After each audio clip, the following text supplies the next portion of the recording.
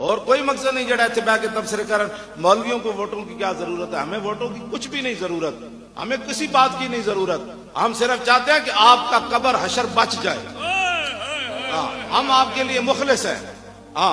واللہ اور کوئی مقصد نہیں ہے حضور کی امت کے لیے۔ حضور نے فرمایا الدین والنصیحہ، دین تو خیر خواہی کا نام ہے، بتائیں ہم نے آپ کی کوئی بدخواہی کی ہے؟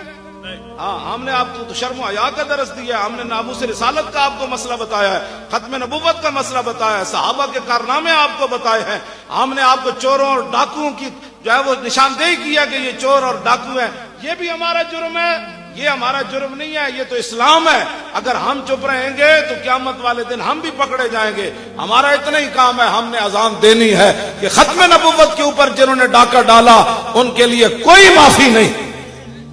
ان کے لیے کوئی معافی نہیں۔ قیامت والے دن حضور معافی دے تو حضور کا اپنا حق ہے، ہم معافی دینے کا جو ہے مجاز نہیں ہے، کوئی بھی مجاز نہیں ہے معافی دینے کا۔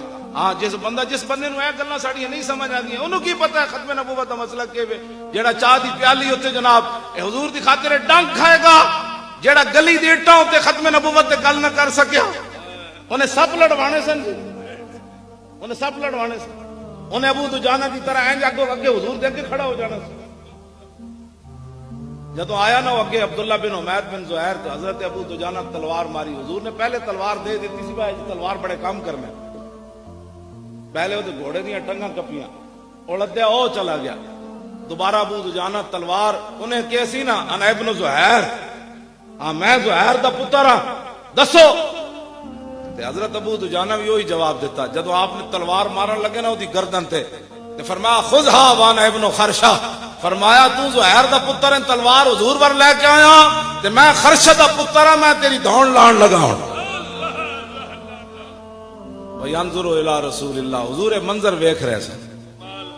حضور منظر ویکھ رہے سن میرے غلام نے کس انداز نہ پہلے دے گھوڑا کٹیا پھر انہوں کٹیا، بس اتنی بات ہے۔ میرے آقا نے ہاتھ چک کے کیا اللہم اردا ابن خرشہ کمان عنہ رادن، یا اللہ خرشہ دے پتر ابو دجانہ نا میں راضی ہو گیا تم بھی راضی ہو جا۔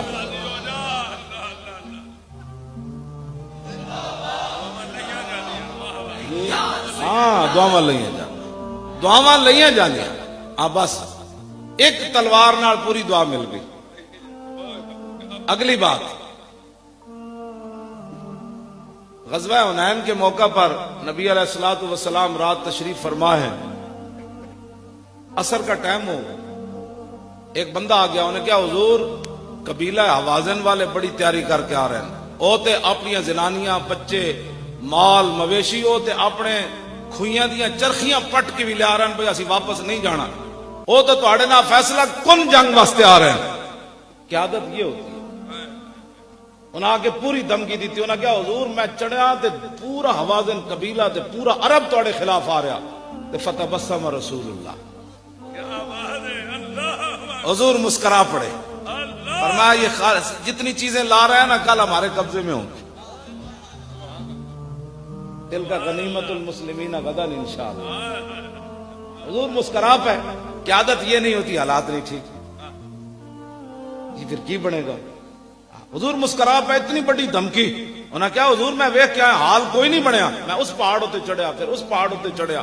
جدو دیری دا ٹائم ہویا نا تے حضور نے فرمایا بھائی اج راتی ساڈا پہرا کون دے گا؟ حضرت انس ابن ابی مرثد الغنوی آ گئے، انہاں کیا حضور میں آج راتی پہرا دیاں گا ہزاراں دے مقابلے میں کلا پہرا دیاں گا، کہنے اتحاد ہونا چاہیے۔ توجہ،